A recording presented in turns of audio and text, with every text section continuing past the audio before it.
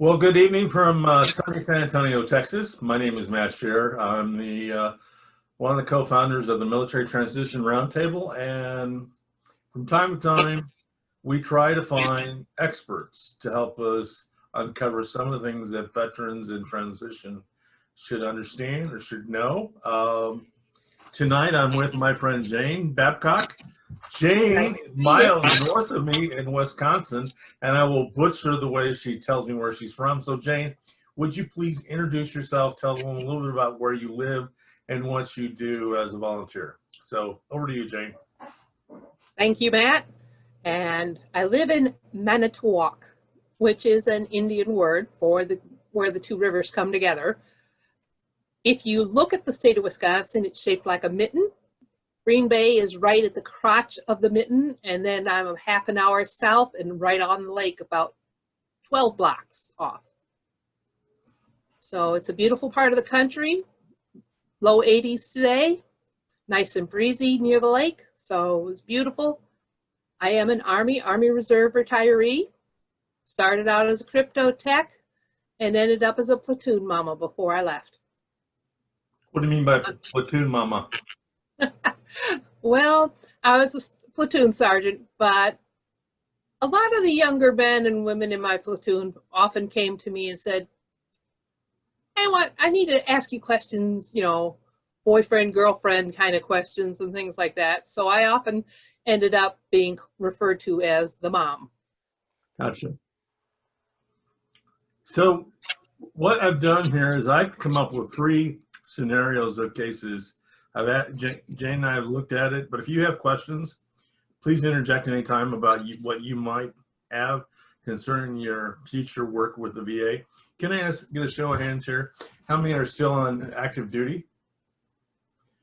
Okay.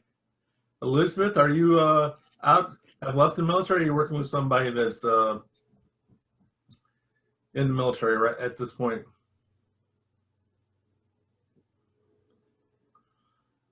Can you take the mute off, please? Let everybody talk here. Okay. So I'm retired Air Force, major.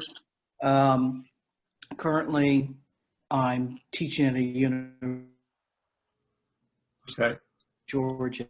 I kind of came on here mostly to find out about VA, applying for my disability type of stuff, because I don't really understand it and I keep putting it off. And I saw this and I said, I just can't put it off anymore. So, well, I'm glad you did that.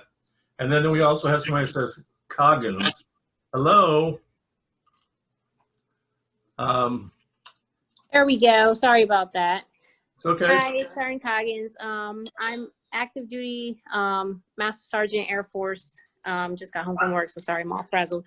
But yeah, I am definitely interested in learning more about navigating the VA stuff, because I've had a lot of VA-worthy things. My fiance is about to go through that process, and I have, he's Army, and then my brother is separated Army about 10 years now, and he's had significant issues with just the whole process, understanding it, and a lot of misnomers with how to get started in appealing. So whatever you guys can teach me to help both of them and myself would be great. Okay. And we have one more person who's just joined us. Please chime in so we know a little bit about you. This is an interactive kind of webinar, right, Jane? You bet.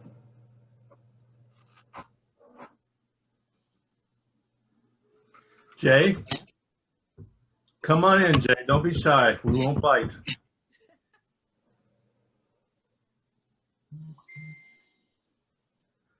Depending on your computer, you may have to hit the Alt-A in order to get your mute off.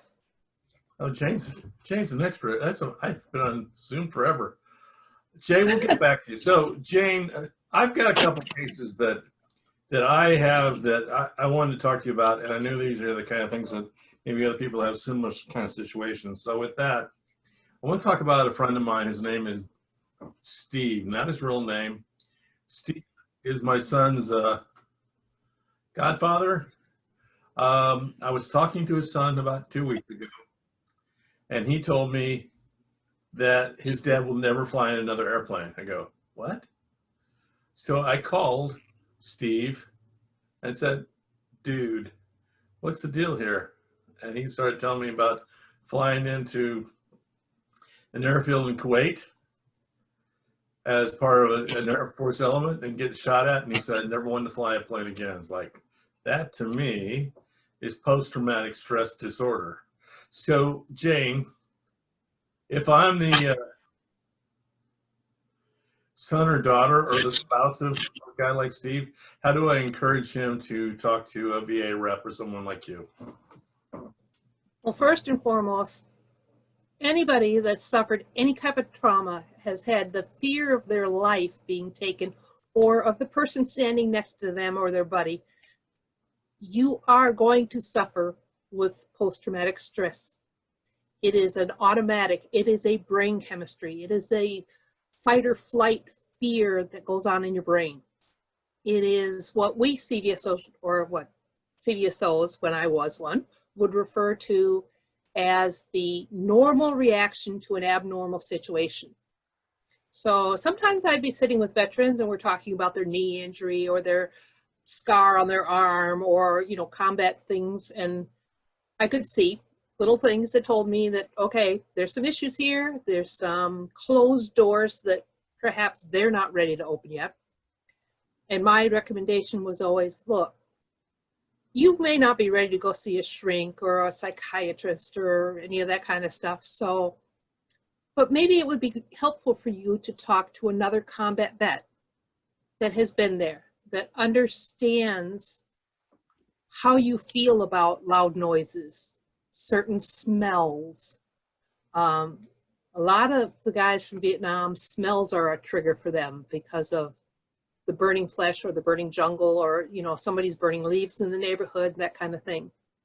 And I'd say, so let's start out by talking to other veterans. Do you belong to a veteran organization? 9 times out of 10, they'll say no because they are afraid to get that conversation going. But if you look on the VA website and you look up vet centers are combat veterans. And they are trained in the counseling field. They can't prescribe drugs. They can't even diagnose you.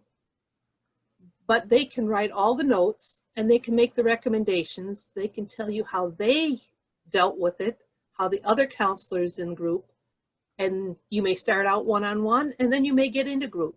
And then you may decide that you want to start mentoring some of the young guys just coming back. Remember, what you're going through is not abnormal, and there are ways to learn how to cope with it. And you have to accept that, okay, maybe you're one of the guys that's going to spend the 4th of July in the basement with the music up loud.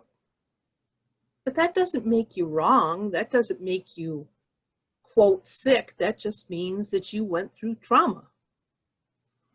And you need to get that accomplished. You need to get those hours put in. You need to go and get that diagnosis so that you know what's wrong with you, so that you know that you haven't got a brain tumor or something. Jane, I think I found the website. If you don't mind, I'm going to pop it in here. Look like the right website there? It says, Okay. Okay. So that is at vetcenter.va.gov. Yep. So if you have those kind of conditions or you know people with those kind of issues, this is the place to go. This Okay. is a perfect starting point. This is someone who knows and understands, and they've been there and they have taken all the classes. They're going to help you get to the point where you can sit down with that shrink and get that diagnosis. That way the shrink, all he needs to do is read the notes and say, yep, I agree with your counselor. This is not because you saw someone murdered in your hometown. This is because you went to combat. Okay. So, or you suffered trauma in service. Military sexual trauma, a side effect is PTSD.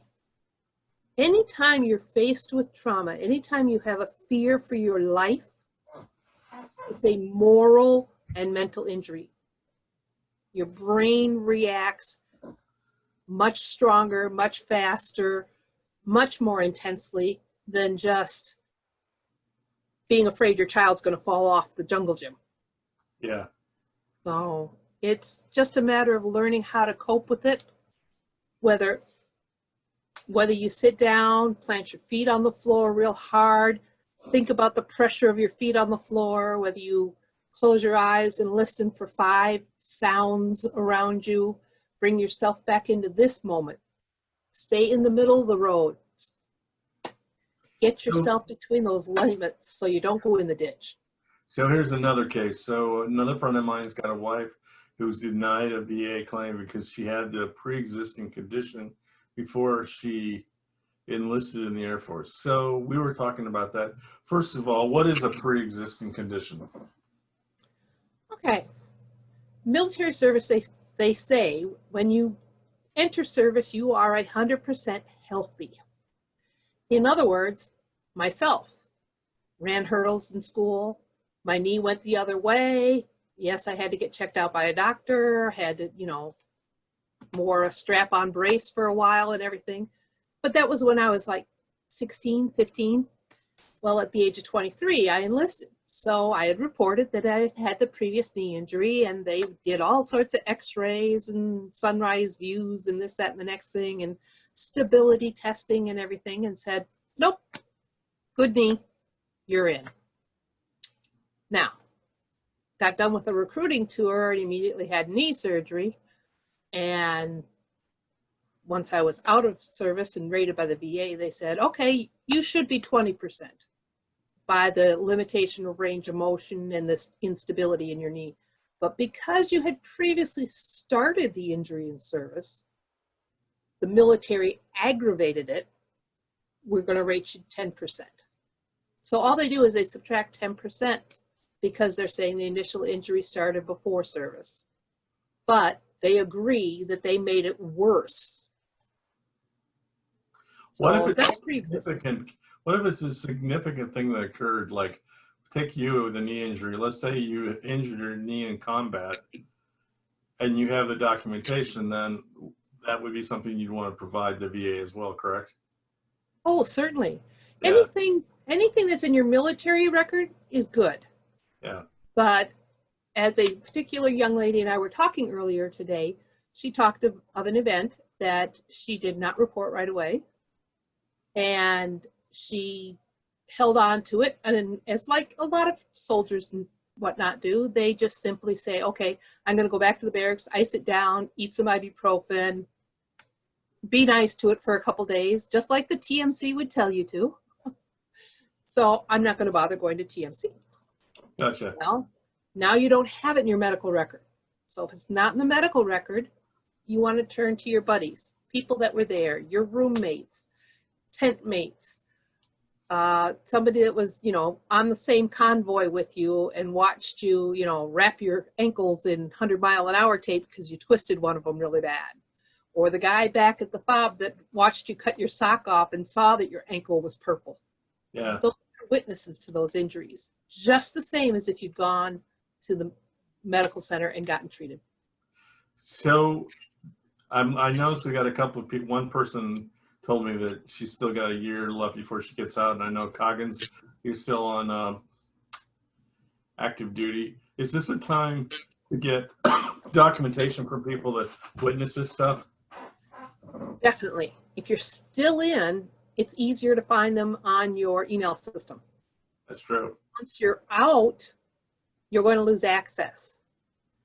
And you're not going to be able to find them as easily unless you are already connected with them on social media. Like LinkedIn.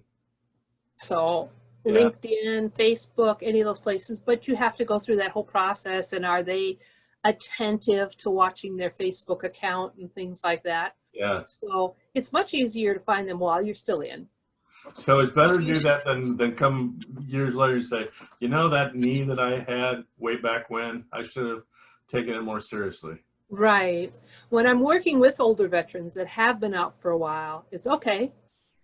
One of the guys actually broke his leg in service, but his records got destroyed when his unit got wiped out in Vietnam. And when he had gotten hurt, then he came home on leave. But he came home on leave because he had a cast on his leg. So we didn't have the proof of the initial casting of his leg, but his church minister remembered him being home on leave with the leg cast. And so we had him write a letter saying, yep, I remember him being home and coming into church with the uniform on and crutches and a cast. Yeah. So therefore, that places that injury there. And then people that you know throughout time, be it your spouse, be it your boss, perhaps you injured your back in service and your boss 10 years later had to change your job because you're no longer able to lift 20 pounds. So this shows that ongoing injury. If you sprain an ankle in basic training and it's 40 years later before it gives you trouble because you stepped off the curb the wrong way, they're going to say it's not service related. Yeah. So the But if point of it is to document it, to document everything and not trust the government, especially some of these military guys. And I work for major hospitals, so I know exactly how they're a really good record keeper and there's not so good record keepers. So I got one more case, and this is one of my interesting ones. I got a friend named Nancy. Nancy has a son who was in the Marine Corps, struck by lightning. I said, Nancy, he should be going to the VA. Well, there's no proof of it because his supervisors covered it up. So again, the best policy is to do what again, Jane? Well, in his case, I would say, okay, do you have anybody's that you're still in contact with or that you can find, whether it's going out on Google and Googling the unit, because a lot of times you will find buddy reunion centers and things like that where you can post messages. I'm looking for so-and-so that served during this time period, or, Facebook or anything. I did that for a veteran, and I posted the veteran's name that he was looking for, as well as the unit and everything. And a few months later, he called and said, oh, my grandson saw your message. So for the older veteran, it might not be immediate contact to your buddy, but maybe his grandson will see it and say, hey, Grandpa, this guy was talking about you, or, this person was asking about you on the internet. So you need to find the people and you need to get the messages. And I was his roommate when he got back in from playing golf or wherever he was when he got hit. He was disoriented. He was throwing up. He was showing all the signs of having the flu or something, because no matter what you do, you get hit by lightning, you're going to have some immediate reaction to the electrical shock in your system. And you may have long-term. You may have burn marks on the bottom of your feet from where the bolt hit you. I've been hit by electricity installing equipment when I was in service, and it threw me against a wall. Yeah. My hand, for about half an hour, I couldn't get my hand open because of the shock. So there's got to be somebody out there that So that's where the paperwork immediately or shortly after. That's where the paperwork comes in, right? Yes, it does. And that's why, we're all taught to suck it up and drive on. You jump off the back of the deuce and a half in a convoy and you twist your ankle and you think nothing of it. And, like myself, you grab out that 100-mile-an-hour tape and you wrap it up and slide your boot back on and keep going. Yeah. And 24 hours later, you cut your sock off and your ankle is purple. Well, people that saw the purple ankle or the people that saw you jump off the vehicle, they're the ones that can say, this happened here. And then you go home and, like I said, your employer, your family, your friends, he used to play softball on Thursday nights with us, and after a year, his ankle kept rolling so many times that he just quit the team. Well, that shows that injury became a current and ongoing problem for you. So at this point, I'd like to open the floor up for any questions that you might have for Jane or me. Really, it's all about Jane. I'm just here to facilitate the conversation. Does anybody have any questions?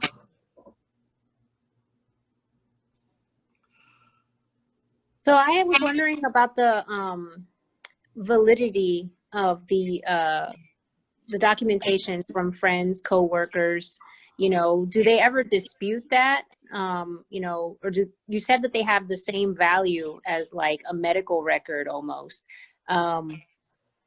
I know that in the Air Force now, if I do a memorandum for record, if I don't have it signed and depending on the situation, also have it endorsed by a witness or something, that is just a piece of paper. So how is it that these documents can hold such value in the absence of a medical record? Well, the VA looks at it differently in that they look at it basically as the person stood on a witness stand or whatever and said, to the best of my memory, these are the following events, or to the best of my recall. Now, of course, if a person is right after an injury is writing this, they're able to say, you know, here's the date on my piece of paperwork, and 10 days ago, Tommy Smith fell off the back of the Deuce and a Half. And he, you know, the day later, we were in the tent, his back was all bruised. He was complaining that it was difficult to breathe. Well, he's able to give actual dates and testimony and everything. Whereas if it's 10, 20 years after service and the guy's writing a letter, you start out with, to the best of my memory, these are the events I recall. In the summer of 2012, when I was stationed at such and such a place with so-and-so, this is what happened. That way, they're tying it to the person. They're taking it as eyewitness testimony. And you have to put your name and contact and date it and sign it and all that kind of stuff. If they do want to call you, they will. But 9 times out of 10, especially if you have more than one statement that is consistent, it's a little hard for them to fight and say, okay, what did you do? Collude and get these 6 different guys to give testimony of this guy, these 3 saw the event, these 2 saw you 3 days later and saw the bruising. It's a little hard for them to deny that. Because remember, when you fill out that claim form, you're the one making the statement.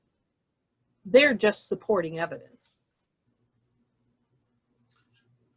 Somebody else? Okay, I got another question. Ma'am, take it off mute, please. So I'm trying to find my military records, and I know that you can go to the VA and there's a form you fill out, and my records, I got out in 95. So I have piecemealed and gone to different hospitals where I have been treated, or military bases where I've been treated, and gotten copies of my records there. But the records that my holistic record file, I can't find. So is there a repository, a storehouse where the Air Force keeps their records, and how can I find them? Okay. Have you ever filed a VA claim at all? Yep, I have. And so like I have, oh, what is it?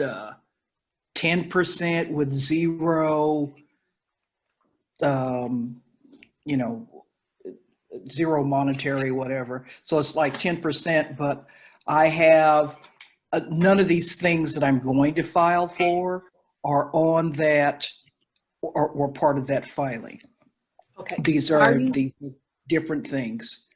The other thing, a couple of things were denied, and I need to update them because I've since found proof that they've happened. And there are a couple of other things that are new that happened to me while I was on service that I didn't file for, that I have now found out that I can file for. I just haven't done the paperwork. It's overwhelming. It's a lot of stuff. First off, are you working with a veteran service officer, an accredited veteran service officer?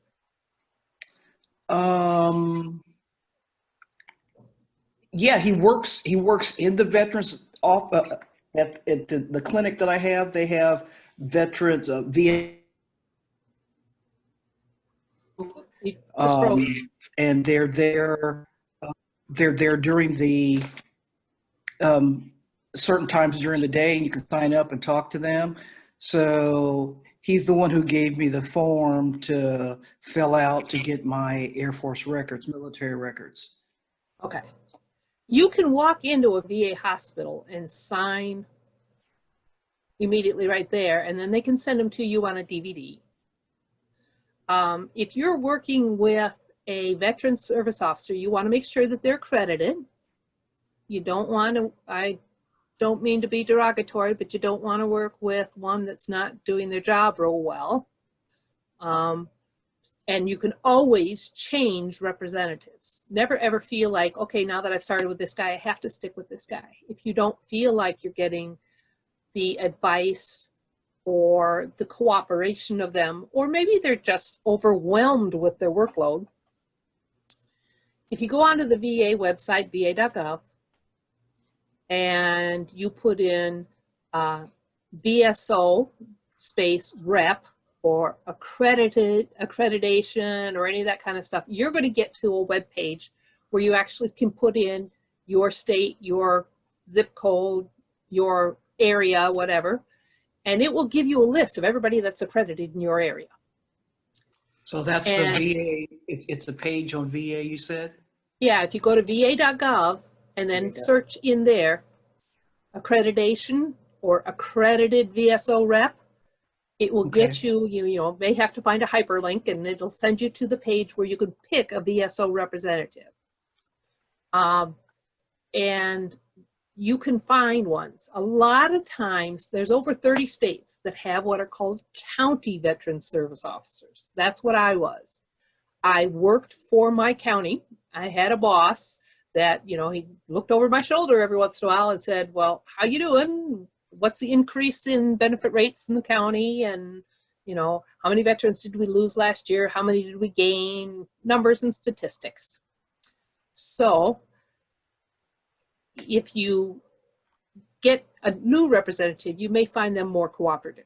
They may be more helpful. I'm not saying he's not doing the right thing, but personally, because where I worked and all the software and the time I had where I would schedule appointments,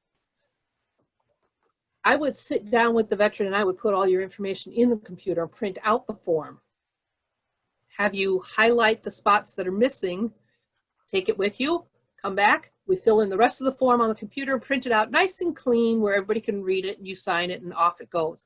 Now you can actually sign like at a bank. Those forms will go right to the VA electronically. Within minutes, you can see it inside your electronic file. Jane, I found the page you were just talking about here.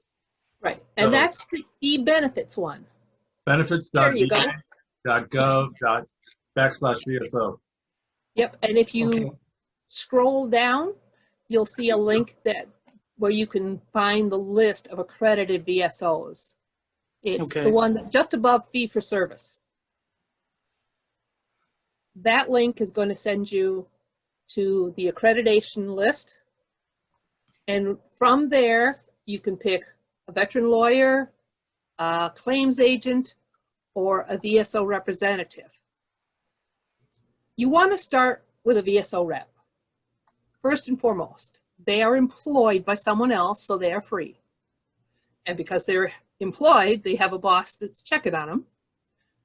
They have to attend their state training, their national training, the 4-hour tests. They have to go through a background check with the VA. That's how they get access to the VA's network. And then you as a claimant have to sign a form that gets sent to the VA that says, I authorize this person or this organization to look at my electronic file. Okay. From that electronic file, we can gain a lot of information. We can say, okay, well, here's when the person initially went to sick calls for this injury. And then here, a year and a half later, this happened. And, you know, we can give them dates. We can make it so easy for that claims agent that when they get your claim, they can go, oh, well, here's the evidence, and here's 3 statements from people that have seen what has gone on with her since she left the service. Her knee swole up, she went to the civilian doctor, she's got a civilian medical record after service that shows it, she's got a statement from an employer that says that she wasn't able to do the bending and stooping anymore, so we switched her over to a desk job. That just shows the ongoing problem with the thing and the degree to which it is impacting your life. VA compensation is a scaled process by which they determine the limitations of your employability. Yeah. That's what it's all about, employability. The semi-truck driver that suddenly becomes a diabetic because of his exposure to certain chemicals in service, well, he's no longer able to drive a truck anymore. So we're going to reduce his employability by 10, 20%, depending on how severe his diabetes is. Jane, can I ask a question to add to this? Sure. I guess some people are still on active duty. What's your advice for working with these accredited VSOs before you complete your service as far as getting the records and documentation? What's your thought on that? You definitely want to make whoever you're working with, you want to make sure they're on that accreditation list. Okay. Like I said, they've been through the background check. You're not going to get surprised with okay, it's going to cost you 10% of whatever money you get.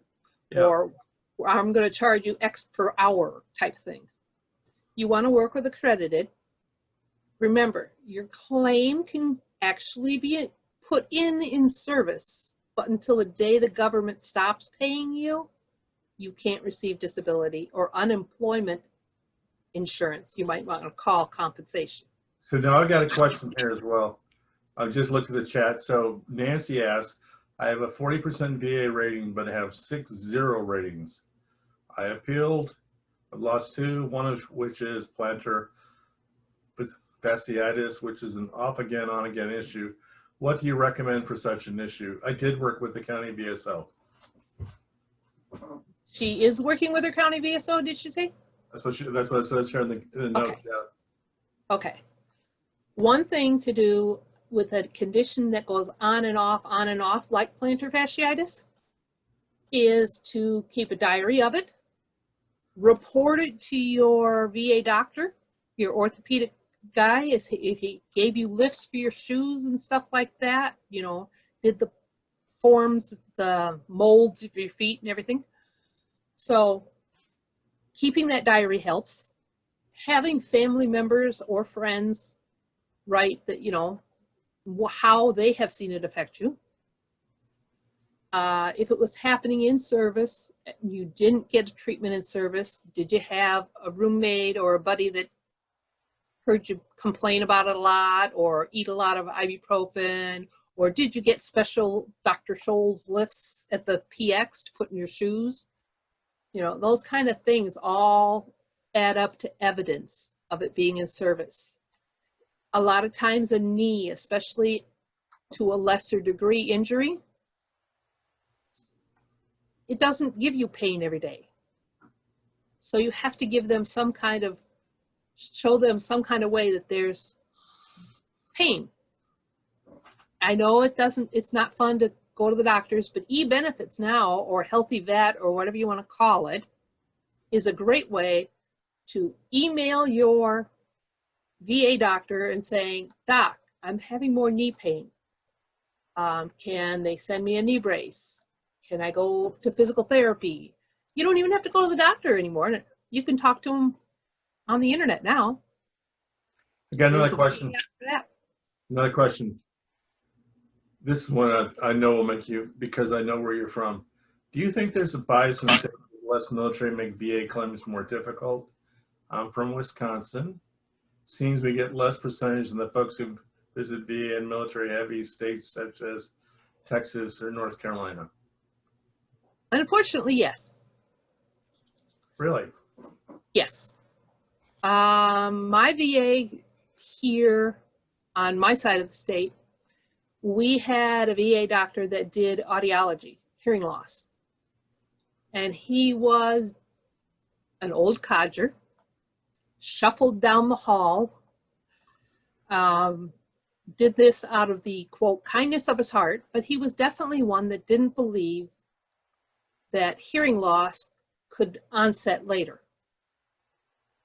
So a guy might have run generators or worked in artillery, and you don't notice your hearing loss as it's happening. I was 58 and I went in for my first hearing test in 20 years and they went, you need hearing aids. And I went, why do I need hearing aids? Because you're not hearing. So that So is guy that a question of was getting a second opinion? notorious for turning down Yeah. hearing loss. Is that a question of getting a second opinion on the claim as well? Yes, it is. Yes, it is. And a lot of times we would turn around and ask for another exam. We would provide more evidence, whether it's witness statements of the spouse saying, oh, by the way, that's why I'm saying it's so important to get this together before you send your claim in the first time or the first appeal. You want to have those buddy statements. You want to have those outsiders that are basically giving the denier the finger by saying, look, this has been going on for 10 years. This has been going on for 40 years. I've been married to him. I've lived with him. It's to the point where I have to go in the room and stand in front of him for him to hear me. And it's been that way for 20 years. Do we have any other questions at this point? Have we? Okay, please. Back to you, man. Right. I have when I first got my denials VA, one of the things that I was having problems with my hip and kind of like actually my hip and my back. Yeah. And I did not want them to give me steroid shots in my back and in my hip because of the agony that I was already facing. So they said, since I, quote, refused the treatment, then I didn't have a right to get any benefits from it. Now, I was still on active duty at the time. I just kind of just blew it off and just, so I still have hip problems to this day, 2020 from 1995. But my thing was, I wanted to get a second opinion. Mm-hmm. Because the way they wrote it that I was a malingerer in a malingerer fashion. So they would not allow me to get a military second opinion. I have since been going to a civilian doctor over the last few years who has monitored, what this is. And I was wondering if I could use that as part of my thing, or ask for a second opinion. The VA could send me to Charleston because I live 2 hours away from there and get a second opinion on that. But I mean, the VA basically said, you don't have the right to even be considered for this. I mean, no. can they say that? I mean, Yes. when they wrote the thing a long time ago. Yeah. And We that's don't have enough time tonight. to- I'm sorry. We don't have enough time to let me tell you my story about my second opinion on my surgery on my ankle in Naples, but that's for another time. So it's kind of like, isn't it kind of like you have to have the guts to stand up and say, no, there's always a second opinion. Yes. I'm sorry, Jane, I didn't mean to interrupt, but I just. No, and the doctor that's treating you right now, he probably started out with x-rays and stuff to make sure there was no bone abnormalities and stuff like that, that the ball was fitting in your hip the right way and all that kind of stuff, and whether or not you had soft tissue damage and things like that. So he could probably form an opinion from his initial x-rays and whatnot and say, that damage was old. That this bone on bone rubbing didn't just start 2 weeks before she came into my office. Yeah. She reported in her initial exam of a fall or a twisting of a limb or something like that when she was in service. And the fact that you were seen in service shows that there was already a complaint of pain. The doctor in service didn't know squat about VA because in-service doctors don't know much about VA. Hell, VA doctors don't know much about VA benefits. I've literally walked into a VA clinic and asked my own doctor, you do know that ALS is a presumptive, right? And she went, what? And I said, yeah, veterans get Lou Gehrig's disease twice as frequently as the regular population. And they all just look at me like, really? Are you kidding? Yeah. And it's like, they're not teaching each other. The healthcare side of the house is separate from the benefit side of the house. Sometimes they're located 2 blocks away, and sometimes they're 2 states away. There's only 5 regional centers. So if you don't mind, Jane, this has been enlightening. We have time for one more question. One more question. Somebody has a question. If not, I promise you that we will do this again. And please let everybody know. By the way, I'm going to do this. I always have problems with this. I'm sharing Jane's contact info here. How do you get hold of Jane? oh, you bugger, you're not supposed to put my phone number on. Sorry. Never mind. No, the phone number is there. I would prefer if you did use that, though, because of the rest of my personal life, try and make it during, quote, business hours, Yeah. even on weekends. Okay. Forget that we put the phone number up there, but I will say we email Jane. And LinkedIn. Yeah, LinkedIn. Find me on LinkedIn. Ask me for a connection. Yep. And Let's do this. Okay. First and foremost, I will tell you this event was sponsored by my nonprofit, which is the Military Transition Roundtable. And we are a nonprofit that creates the opportunity for people to join a mastermind for those in transition. If you are in the military with a year or even 18 months, we would love to talk to you about how we might be of service to you. One of the things we're doing with this is we're going to record this video and we'll have it out there for people that are in our cohorts. So please feel free to look up Military Transition Roundtable. But I'm going to do this now. I'm going to put up my good friend Jane. So you know. Matt has a channel on YouTube where our previous one you can find. Yep. My voice quality was pretty bad because I was in a bad part of my house as far as signal. Yeah. But here is good old Jane. I always want to say Jane, like from There I am. George and Jane. So there's Jane. Okay. That's how you find her. Really, she's pretty easy to find. And if you have questions about the Military Transition Roundtable, here's my homepage.